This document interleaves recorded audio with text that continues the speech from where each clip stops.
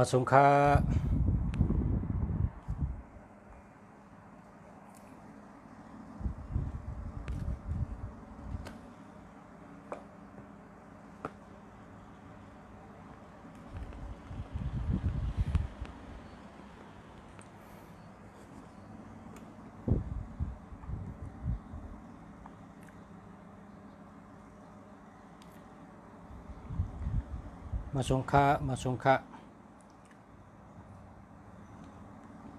ต้องได้ยินเสียงมา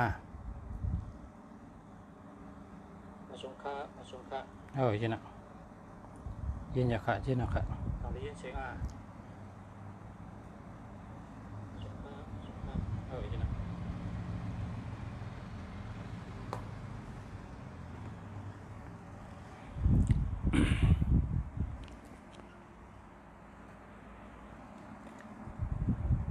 มาสงค้า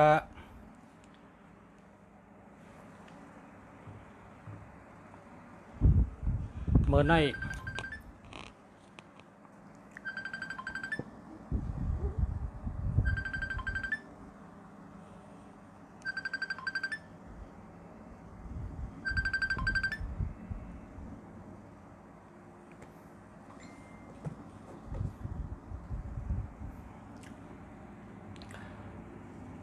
สาเมืองดีเมื่อในสระเมืองดีแต่เอาลองเจ้าอุปกุกมาลัดเนปอเมพี่น้องผู้ถ่อมยินเฮาเขากูก็กูเจ้าลอง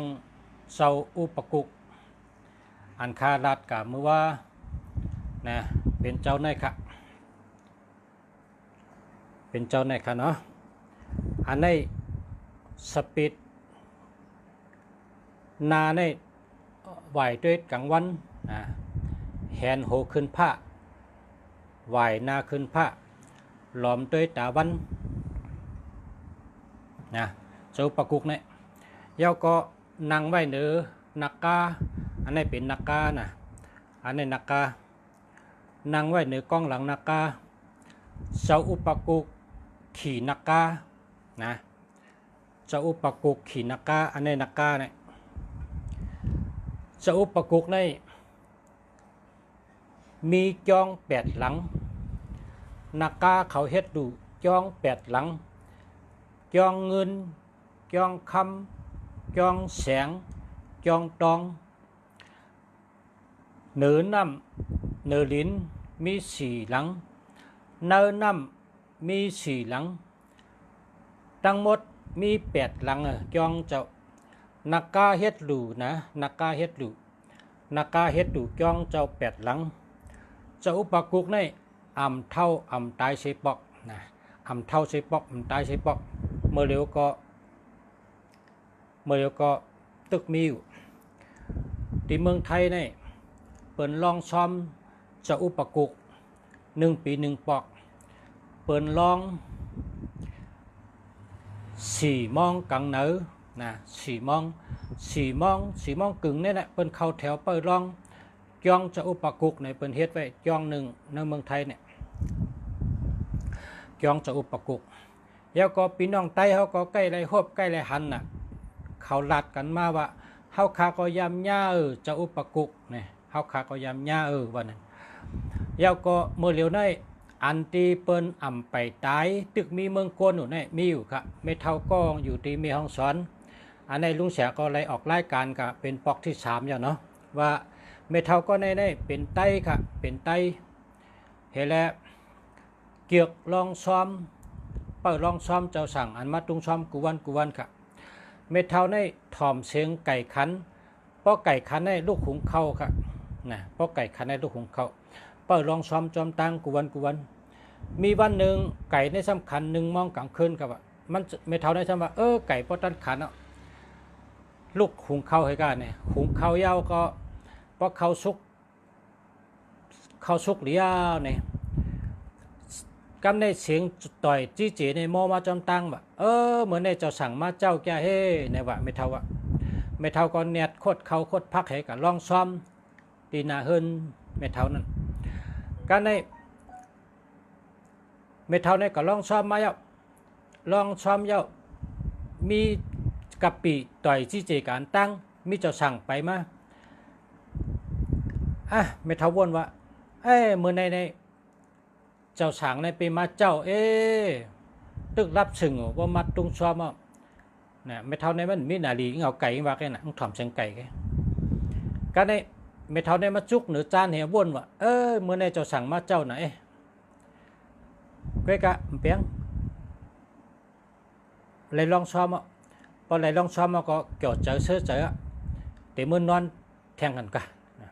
ไม่เท่าก็ขึ้นเขามือนอนว่ะมันตึก4 โมงกลางเนินเลยนะมันตักรับสึงหัวเนาะไม่เท่าก็จะมือนอนขึ้นนอนเถตื่นมาพอไม่เท่านอนตื่นมายาวเนี่ยมันหนักนะหาตีตำกันทำกันอะไรกันเนี่ยเทได้หันมันไม่เท่ามือนอนไม่เท่ามือนอนไหนนอนตื่นมาครับเนี่ยเผื่อนอนตื่นมาไม่เท่านั่งให้วนว่าเมื่อในเจ้าสั่งในมาตุงซ้อมเจ้าจะอย่างกูปอกได้ประมาณในพอหันตั้งในทำไปหันตั้งที่รับสึงว่ามาตุงกำได้พอถึงลามาพอถึงลามาก้นอันอยู่จำเพิ่นไม่เท่าว่าไม่เท่าบนได้เจ้าสั่งมาตุ้งซ้อมแห้งไม่เท่าร้องเนี่ยว่าถ้าร้องซ้อมเมื่อไรเจ้าสั่งมาเขาได้เขาร้องกูว่าไม่เท่าได้หันร้องเมื่อไรเนี่ยชุสัมบันนันดาไม่เท่าลูกร้องเตรียมเจ้าก่อนเนี่ยว่าร้องเมื่อเขาร้องนั่นกับปีเจ้าสั่งแต่จริงจีมาเป็นแถวเขาร้องเมืองบ่แรงไม่เท่าต้องไปตื่นว่าเจนั้นกันการในไม่เท่าเนี่ยเนาะไปเลยลองตี5เนี่ยเมื่อผุยได้มอกเขาทำตักกึดคึงเลยลองดูเนี่ยก็เย้าเลยเนี่ยไม่เท่ากับตักเสียงไม่เท่าจำกวาดจ้องกันเนี่ยกวาดจ้องกาลาดในมันเจ้ากาลาดในมันเจ้าว่าขาในโด่งลืมคนเท่าในไปลืมให้เมื่อในขาลองซ้อมหมุนนะเพื่อกะคนหิมเฮิรนคังขาในคนคังเฮิรนขาในจังหวะคำลองซ้อมขาในร้องเจ้าเสียก็ได้จังว่า ถามเจ้าสั่งวันเจ้าสั่งเมื่อในไม่เท่าจังร้องชอบมากเนี่ยไม่เท่าร้องเมื่อในเฮามือไม่เท่าดำผุยพักตูรู้เนี่ยว่าก็ได้เจ้าเสียก็ว่าจังเลยร้องไม่เท่าร้องเข้าในกึศผักมองเลยร้องกับผักมองก็ว่าเจ้าเสียจังยุ่มเหี่ยวก็ลัดต่อไม่เท่าไม่เท่าเนาะชัดทู่น่ะชัดทู่ลีใจจอมไม่เท่าให้ทางเจ้าไม่เท่าไรลองซ้อมจะอุปกุก็ว่ามือไหนอันมาตุ้งซ้อมมือเจ้าเมืองไปเลี้ยงไม่เท่าร้องก่อนนั้นเป็นจะอุปกุไม่เท่าจังไหวด้วยจอมเนี่ยบายป้อไม่เท่าชัดทู่ของพระกว่าดำหาเอาเนี่ยว่าไม่เท่ากลมชัดทู่ของจ้ากเอาแหละหาเอาด้านหาเอาเนี่ยว่าก็ยังรับสึงไม่เท่ากับเมื่อนอนเมื่อขึ้นเมื่อนอนเนี่ยแล้วจากนั้นไม่เท่าในญาจะอุปกุเนี่ยในญาจะอุปกุกำใน เมื่อกุปอกในไม่เท่าในมันก็เป็นคนโยกันผ่านก็ผ่านมีก็มีก็กลางเกี่ยวลองซ้ำกำในซ้ำเมื่อกุปอกในเขในเปิ้นก้าเขในเปิ้นก้าปานเขเผือกปานขุนชาเขาในเปิ้นก้าจอมแดนดินเมืองไทยวะก็ใน เขในจะมีมา7-8 ตัวเนี่ยมีมา7-8 ตัวไม่เท่าสนไม่เท่าในกวางหนาเขาเดี๋ยวย้อนเอามาเขามัดในสนไม่เท่าหน้าเนี่ยมัดเลยนอนใครนอนตีเลยก็นอนใครมัดตีเลยก็มัดสนไม่เท่ากวางน่ะก็ในเขาซ้ำมัดมาเหเล่งตั้งกินตั้งยำมาให้ก็ในเมืองทำแรงมาไม่เท่าเมื่อในโคเขานำน่ะเขาได้เอาโคผักไว้เนื้อสึงไม่เท่าเขาได้ไว้เนื้อสึงไม่เท่าในตามา2 ตัวเนี่ยว่าเขาได้ไว้เนื้อสึงไม่เท่าเนี่ยพอเขากว่าให้หลายวันเขาก็มาขึ้นไม่เท่า ก็ก็โป้หมอกให้2 ปีเนี่ยป้เฮามาเนี่ยไม่เท่าเอากินเอาเจอละโคนมีเนื้อสึงไม่เท่าไหนเนาะเขนั่นว่าจะนั้นนะก็ในไล่2 ปีไปไล่3 ปีเขก็มานะเขก็มาก็ได้ไม่เท่าจังว่าลูกหลานเนี่ยว่าเขากะคือไงที่มากขึ้นอ่ะซัมปป่นกับ2 ปีไป3 ปีก็ไม่ปอกเขาแค้นไปต่างบ้านเนื้อสึง2 ต่างในมีอย่างนั้นไงก็ลำเตลูเนี่ยว่าลำเตลูไม่เท่าได้ทำกับญาติด้วยว่าเพอกับตัวเนี่ยเป็นคำหลายๆครับว่าแต่มา2 ต่างแต่มา2 ต่างเนี่ยเป็นคำหลายๆคำในเต็มปิกเต็มเปี้ยคำแตงเนี่ยให้ก็ไม่เท่าว่าทำเตะเหือนายนำไปได้กินก่อมเชียงใจก่อมเชียงเหล่านั้นกระลัดนิมนต์เจ้ากันไม่เท่านี้เอาตั้งข้าวซอบข้าวซ้อมให้ก็ลองซ้อมแทนกันเนี่ยเจ้าสาวจ่องไข่เฮ็ดพาราจ่องไข่เฮ็ดจ้องจ่องไข่เฮ็ดเมียวห้าเนี่ยอะโลไข่เฮ็ดนะไม่เท่าพอมีเงินได้พาราก็ไข่เฮ็ดจ้องก็ไข่เฮ็ดอันนั้นก็ไข่เฮ็ดอันนั้นก็ไข่เฮ็ดเฮิงจ้องเขาในเฮิงเปิ้งเสือในวางจ้องเขาก็ไข่สือกองมูก็ไข่เตียกคำในวางจ้องก็เฮิงมีนักกาเหมีเจ้าเปิงเงินเจ้าเปิงคำเหจอมหกจ้องก็มีนักกาเหมีสังสีจะในไข่เฮ็ดนะไม่เท่าไข่เฮ็ดพาราลงชูใหญ่ๆกว่าว่ามีเงินน้ำเนี่ยว่าไม่เท่าวะเลี้ยเพราะนั้นก็เลี้ยเพราะเจ้าสาวไข่เฮ็ดเจ้าสาวเฮ็ด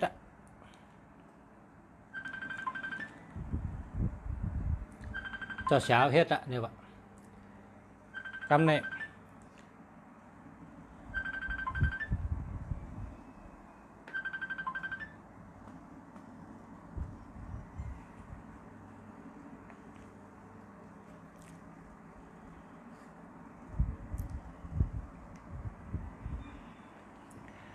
ไม่เท่าก็เอาคำตา2 ต่างมานั่นว่าเจ้าสาวตั้งก็ปักกากยองเมื่อตัวเหเอากับขายเหวก็เอาเฮ็ดลองหลูลองต้านเนื้อศาสนาละเชียงไรไม่เท่ากินเชียงไรเจ้าใจเชียงไรหรอกเห็นนั้นเหก็ไรหลูไรต้านไรหลูใหญ่ต้านลงเอาหลูเอาต้านเนื้อศาสนาพระเป็นเจ้าเหอันนี้มีอันเตงอันนี้เอาเป็นมาไข่ในลุงจักนะลุงจักเอาขึ้นมาไข่ในสุเจ้านะมันเป็นเจ้าอุปกุกในมีอยู่เป็นไก่คบไก่ยาวพอลองซ้อมเจ้ากังเนเจ้ามังปอกเป็นเจ้าสางอ่อนมาพอเฮาสาธุในเผื่อขึ้นกอกเต้มันก็หายไก่นะหายไก่นะกำในอันนี้แทงรองนะอันเมื่อไก่ยาวกว่าตอนหนึ่งกำในตอนที่2ในช่ำอันนี้มีเนื้อปืนไตเขาค่ะนะมีเนื้อปืนไตเนื้อสืบปืนไตเขานั่นเนื้อปืนไตนั่นเตรียมว่าเจ้าผ้าหลวงเมืองยางเนี่ยว่าเจ้าผ้าไตเนี่ยนะเจ้าผ้าหลวงเมืองยางในนั่งกินน้ำเนียงเหี่ยวอยู่ในกลางวันอมแดดด้วยไปเยอะแทงจูมองไปกระต่ายก่อนเอาตังนั่งปันกำในซ้ำเจ้าผ้าหลวงเมืองยางในนั่งกินน้ำเนียงของเนื้อจ้านเนี่ยว่ากำในเจ้าสั่งอ่อนในลูกเนื้อผ้าให้ก็ลงมาลูกเนื้อกลางหาวลงมาจุกลาดว่าตะกาลงเฮานั่งอ่อมแดดให้กินน้ำเนียงก็เร็วห้าเนี่ยว่าเจ้าจังชุ่งน้ำเนียงโคมหือเพราะชุ่งก็คาติกับน้ำเนียงโคมเนี่ยชุ่งเนี่ยว่ากับในเจ้าผ้าหลวงเมืองยางเนี่ยเจ้าผ้าไตเนี่ยนักศึกปืนไตเนี่ยมีนักศึกปืนไตเพราะใครเพราะอ่านศึกปืนไตเนี่ยอ่านได้กูก็นะอันนี้เป็นมีนักศึกปืนไตเมื่อกูบอกในลุงเสียเนี่ยเป็นคู่สอนในเขาแล้วปืนเนี่ยสอนอ่อนเท่าจัน3จัน4เนี่ยนะเขาก็ต้องไว้มีนักปักปืนไตเฮก็เจ้าผ้าว่านั่งต่างนั่งก่อนเพราะนั้นก็ชุ่งน้ำหนึ่งคมก่อนอุบกันกำในซ้ำเจ้าสั่งอ่อนจำบะเฮามาหลีตะกาลงเนี่ยตะกาลงเอาเจเฮแค่ตาไหนมาเลยเอากำแต้มเฮทั้งเจมาเฮาติดปันกัดถา ตะกาลงเตรียมไว้พอเตรียมไว้ก็จากแห่งใดแห่งต้องพอต้องก็หลอดกูวันแล้วก็เอาสอนปันก้นวันก้นเมืองสอนปันก้นซึกแห่งใดกูก็น่ะเนี่ยว่าครับเนี่ยอะไรเนี่ยเจ้าภาพก็เน็ตเอากำเตรียมให้ทั้งเจมาเตรียมนะเจ้าสั่งอ่อนในมาปันกระถาอันเจ้าสั่งอ่อนมาปันก็กระถาสัมปุกเทอัฏฐวิเชนจะตวตะเชนจะสหสเกเป็นจะชัตตะสหสานินามามิศีลสัมมาหังอปากาวาลุกาแกงกาอนันตานิปุตาจีนาเตสัมธรรมินจะสังเคนจะอาตาเลนะนามามหังนาเมกาลานุภเวนะหิตวาสัพเปอุปตเวอเนกะอันตรายปิวินาสันตุอาเสสะโตตะกะเตรียมให้ฮ้อนนี่เฮาเจ้าสั่งรู้เนี่ยพอเตรียมยาวก็เจ้าภาคก็ฮ้อนนี่แม่นว่าเจ้าแม่นว่ารถ7 8หน้าเนี่ยกลางใดรถ7 8กลางค่ำรถ7 8หน้าคนวันคนเมืองก็พลรถก็แต่ได้ดีในรถกูก้อยเนี่ยว่าจ้ามาค่ะเนี่ยเจ้าภาคก็จ้ามาเจ้ามาปันกระถาก็จ้ามาเนี่ยว่าเจ้าก็เตรียมเฮก็ฮ้อนี่เจ้าสั่งว่าแม่นเอาเนี่ยก็มันก็สาธุไว้เจ้าสั่งจังได๋วะป้องไว้เจ้าสั่งได้ขึ้นผ้ามือกว่าขึ้นหายขึ้นผ้าขึ้นหมอกอ่ะในก็เปิ้นห้องว่าเจ้าอุปกุกค่ะเนี่ยในมีเนื้อปืนไตอันในพอสุเจ้าอ่านปืนไตได้สุเจ้าก็ฮู้โดยค่าน่ะคนอ่านปืนไตก็บ่เป็นคนอาศักใหญ่ตานเฮาในอ่านกูก็เนาะปืนไตเนี่ยเนาะมันก็มีเนื้อปืนไตอันนี้ลองในเป็นเจ้าอุปกุกมาปันกระถาเจ้าผ้าหลวงเมืองยังเลยเนาะในก็เจ้าอุปกุกในเฮาว่ามันไปตายมันมีในเมืองกลเนี่ยพอเผาเฮ็ดตั้งดีเนี่ยมันมาเจ้าอุปกุกในไรโฮบไรย่านะกำได้ซ้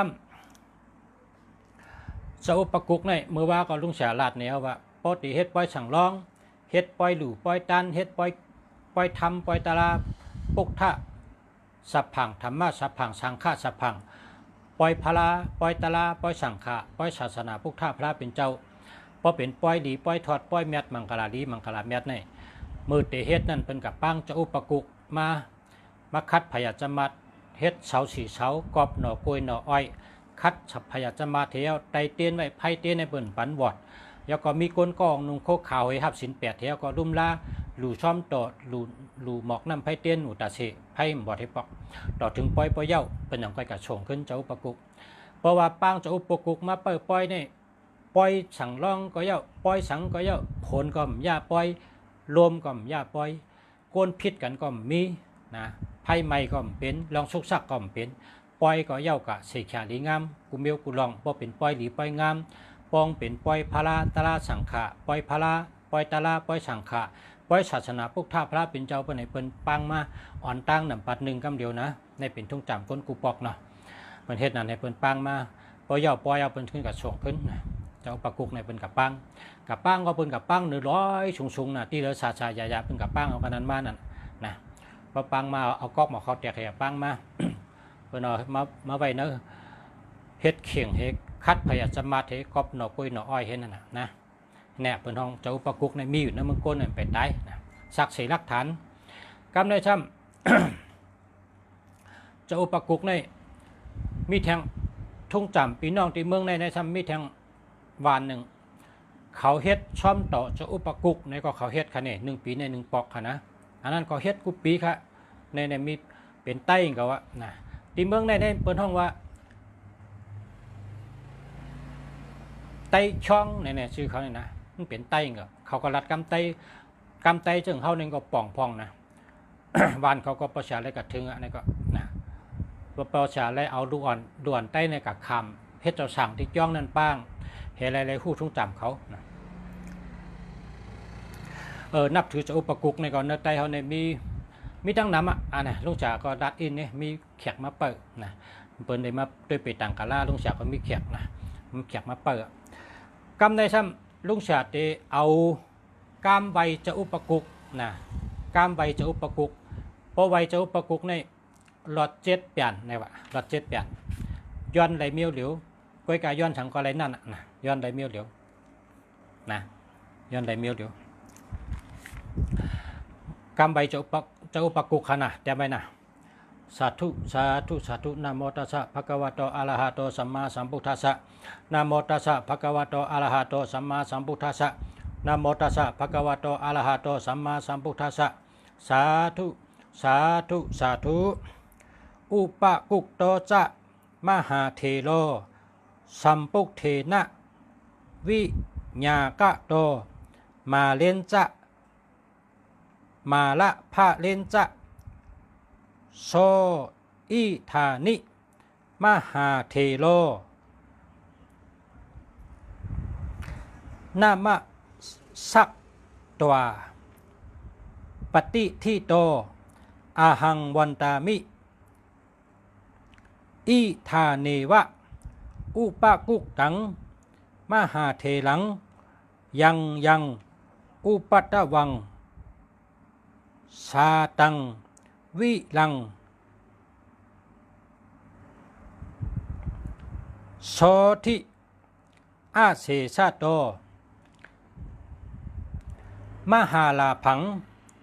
ภาวันตุเมนะอันนี้วัด7 กรรมนะวัด7 กรรมพอ7 กรรมก็ย้อนใครได้สั่งก็ย้อนย้อนไหล1 มิลไปหนังไหลพอย้อนก็ถึงไหลหนังเขาย้อน1 ปอกในย้อน1 มิลพอใครได้แทงมิลก็มาผูกไว้แทงยอดแทงมิลพอใครได้แทงก็มาฮื้อไว้แทงยอดแทงมิลให้ไหนไหลมหาลาภังในปอก1มหาสุขขังในปอก1มหาเจยังในปอก1ภาวันตุเมนะมันมี3 ปุกมันเหมือนกันกระถางเหมือนกันกล้วยกาดดีปลายมันเพราะว่ามหาลาภัมในแต่ลาบหลีนะเพราะว่ามหาสุขคำในก็แคมฉายใหญ่ลงเพราะว่ามหาเจยมในก็อ่องแม่งกูมิวนะมันย้อนใน1บอกในย้อนใน1ข้ออันเมื่อเขาคักก็เรียกก็ปอเทาเขาในเป็นลุงเสียช่อบนห้องลุงเสียช่อนาไลนะเป็นคนเนื้อวางหอไล่ขะปอเทาเขาว่าก้นเทาเมื่อมื่นชื้นก่อนก้นเทาเมื่อมื่นชื้นก่อนสั่งไว้ว่าเฮามี3 สั่งนะเกิดเป็นก้นมาในเฮามี3 สั่งเฮามีกูเกาะ3 สั่งในนี่ว่า3 สั่งในเฮามีกูเกาะนะต่างเมียวในมีก็ไรก็กะ3 สั่งในอย่าไปหลุดอย่าไปห้ามลาอะไรมีกูเกาะกูก้นกะเกิดมาเป็นก้นพระเป็นเจ้าได้มีเหตุสูงก็ไรนะพระเป็นเจ้าได้มีเหตุสูงก็ไรก็กะ3 สั่งในหรือได้มีตั้ง3 อัน3 สั่งในก็มันปองว่าปทว่าสั่งศิวลีลาบลีนะสั่งศิวลีลาบลีสั่งอุปกุกเปเพนะสั่งอุปกุกเปเพสั่งอุปกุกเปเพแล้วก็สั่งเกตเจสเทโตจุสั่งเกตเจสเทโตจุนะสั่งเกตเจสเทโตจุนะพอตันแทงวันได้มาลัดนี่ลองสั่งเกตเจนะเมื่อในแต่เอาลัดลองเจ้าอุปกุกไว้นะเมื่อว่าลัดลองเจ้าศิวลีนะเจ้าศิวลีลาบลีเมื่อในจำรัดลองเจ้าอุปกุกเป้เพนะพอแทงวันทำแต่รัดลองเจ้าสังเกตเจสเทต่อโจให้มี3 เจ้าเนี่ยนะ3 เจ้าเนี่ยให้มีกูก็กูก้นนะเพราะว่าแคมไหนมี3 เจ้าเนี่ยเจ้าศิวลีลาบลีเจ้าสังเกตเจสเทต่อโจเจ้าอุปกุกเป้เพนะเจ้าอุปกุกเป้เพเจ้าศิวลีในเนอมอนเขานะเนอปีน้องมอนเขาเนี่ยเขาว่าเป็นเทพเจ้าแห่งโชคลาภเนี่ยวะนะในการมอนนะมอนในมันอยู่มันมีเมืองเฮกูปอกมอนอันว่านั่นมันกับตึกเขาเฮเมืองเขาลู่ไปเมื่อกูปอกเขามีเมืองตัวเดียวก็มีเมืองมอนแต่ว่าเขาก็เลยเป็นคามันอุบเปลืองไว้เหมือนจังเจ้าเคออันอยู่ในเมืองเขาหลายเจ้าเคอน่ะหลายซึกมันอุบไว้เขาก็มีเมืองน่ะมอนเนี่ยนะเขาก็อุบลุงเสียว่าเจ้าศิวลีในมอนเขานับถือหรือเปิ้นอ่ะเนี่ยว่าเขาก้อยน่ะก้ามเขาในว่าจังหือเนี่ยเปิ้นห้องว่าเทพพระเจ้าอัน อันที่ปันเงินปันคำนี่น่ะเนาะอันที่ปันเงินปันคำอ่ะเทพเจ้าแห่งโชคลาภประกรรมไตก็ว่าเจ้าเมียดอันเจ้าเมียดอันปันลาบหลีนี่กะก็น่ะเทพเจ้าในมันปองว่าเจ้าศิวลีก็มันปองว่าเป็นเจ้าเจ้าดีพิเมียดเมื่อปัน เมื่อปันเจ้ามีเมืองก้นเนี่ยมันมาหาพี่น้องมอนเขาเนี่ยว่าเจ้าศิวลีเนี่ยมันเอาโจกเอาเนื้อถงเฮียก็ปันอันของดีเนี่ยกะพี่น้องมอนเขาในไรโก้ไก่ก้าเมียดขายมันอยู่ดีกินหวานรอดเพศรอดหยานจกดีลาบลีเนี่ยว่าในมีในปืนมอนเขาอันในพี่น้องมอนเขาอุบลุงเสียเมื่อว่าลุงเสียออกรายการเจ้าศิวลีก็ให้เขาก็โทรมาอุบเขาว่ามอนเขาก็นับถือทั่วเนี่ยในเมืองมอนเนี่ยนับถือเต้ๆว่านั่นเนี่ยว่าเจ้าศิวลีเนี่ยนะก็การเจ้าศิวลีเนี่ยกำมอนเนี่ยว่าเทพเจ้าแห่งโชคลาภกำไตติว่าเจ้าหลีอันปันจุกลาบหลีนะว่าจังนั้นนะเจ้าอันปันไผ่ลาบชัปกาหลีเต้ๆนั่นกะกำไตเขาสั่งว่านั้นก็สั่งว่าปีนเอามาซื่อๆก็เนาะมันเป็นตองดีนั่นน่ะเนาะเมื่อในก็ลัดลองจะอุปกุกก็น่ายก่อนแต่ว่าอันกว้างได้มีทางนำน่ะเพราะเผยใครเขาด้วยลองจะอุปกุกในกึศทางนำน่ะอันที่อาจารย์เขาใครในกึศทางหลายตอนน่ะอันไปหลายใครนี้กึศทางหลายตอนน่ะอันที่เขาเจ้ากับจ้ามปิญญากันจะได้ก็มีทางนำจะอุปกุกในเข้มน่ะก็ไก่ไว้ละกูเฮิรนเฮมี3ช่างกูเฮิรนเฮมี3ช่างกูก็มี3ช่างนะลุงฉัดได้นำชูเจ้าพอชูเจ้ามี3ช่างนั่นแหละเข้มไหนเย้าเป็นคนจัด1 ปาน 1ก็เข้มไหนเย้าเพราะใครมีพระเหตุสูงก็ไรพระเป็นเจ้าได้เอาอะไรก็ดีกูชัวพระเป็นเจ้าได้พระเป็นเจ้าได้มันอัมมิตานาอัมมิกิเลสาเย้ามันมดกิเลสาเย้านะมัน พระเป็นเจ้าเนี่ยเมียดหรือพิสังสัตคนตั้งเสียงเย้านะก็การอันเจ้าสั่งศิวลีเจ้าสั่งอุปกุกเจ้าสั่งเกเจเนี่ยเป็นมันเจ้าตึกเป็นยาหันตามันจึงชูเจ้าเขาขายนี่แหละนะตึกมีเนื้อเลือดถัดได้ป้านั่นกะตึกมีถัดน้ำถัดดินถัดร่มถัดไผ่อยู่เพราะเขาใครมักใครมีเขาใครเป็นสัตเทเขาก็ย้อนเอาเขาใครได้รับสปากาเขาก็ย้อนเอาเขาก็ตึกซึกตึกเสือเขาหลอดเพเขาก็ตั้งเขาหลอดเพเขาเหตุการณ์เขาหลอดเพอาลูสันต้าเขานั่นเขาย้อนสังกองตึกไหลกูเมียวกะในแต่มันเป็นมีตึกมีถัดน้ำถัดลิ้นถัดร่มถัดไผ่อยู่นะเนาะมันเหมือนอย่างว่าพอกำไตซื่อโยหลัดนี่กันซื่อก็ว่าเพราะว่าเป็นเจ้าถอดเจ้าเมียดอันย้อนหังก็ไรนั่นน่ะเจ้าอุปกุกเป้เพนี่ก็เข้าไรหลอดเพนั่นน่ะเจ้าสังเกตเจสเทต่อโจนี่ก็เจ้าสังเกตเจในปันก้าเมียดขายมันการก้าขายการมักมีขึ้นเยอะมาชุงนั่นน่ะการมักมีการในเจ้าศิวลีในรับชัปกาลีน่ะรับลีกูมิวนั่นน่ะรับเมียดตาก็เยารับก้าขายก็เยารับการงานก็เยานะเฮ็ดชนเฮ็ดนาก็เยาผูกซ้อมเฮ็ดลองผูกลองซ้อมก็เยาเร่งตัวชัดก็เยามันตุนลาบลีเจ้าศิวลีในได้เป็นไผ่ลาบสัปกาลีนั่นขนาดเนาะข้าก็ เอาข้าวยำกันในให้อุบรัดในกันค่ะเนาะพอมีข้าวยำก็มาอุบกันแทงเนาะอุบรัดในกันอันข้าหู้มานะอันที่คำไปหู้ก็มีตั้งน้ำนะในเมืองโลกะในกัมพาในหู้กูเมียวในมันมีเพอนะโดยการมัน1ก็หู้1อัน1ก็หัน1ตั้งเอามาต่อแต่ใครในกันหังเป็นเส้นตั้งจี้ในกันว่าจังไหนในเป็นจังไหนจังไหนในเป็นจังไหนจี้ในกันเรียกลายตั้งหู้กันหากมีตื้อตั้งอันเข้มในกันเนาะจังไรมาอุบในกันค่ะเนาะพอมีพี่น้องเขาค่ะกูเกาะกูเจ้าค่ะเนาะเขาเสียเมืองดีย้อนชูเฮพอมีพี่น้องผู้ดำยินกูเกาะกูเจ้าเขาได้อยู่ดีกินหวานเหตุการณ์ขึ้นใหญ่มาชุงอยู่ดีมีเงินห่างดีกึกปืนกูเกาะกูเจ้าเสียกำค่ะมาชุงค่ะ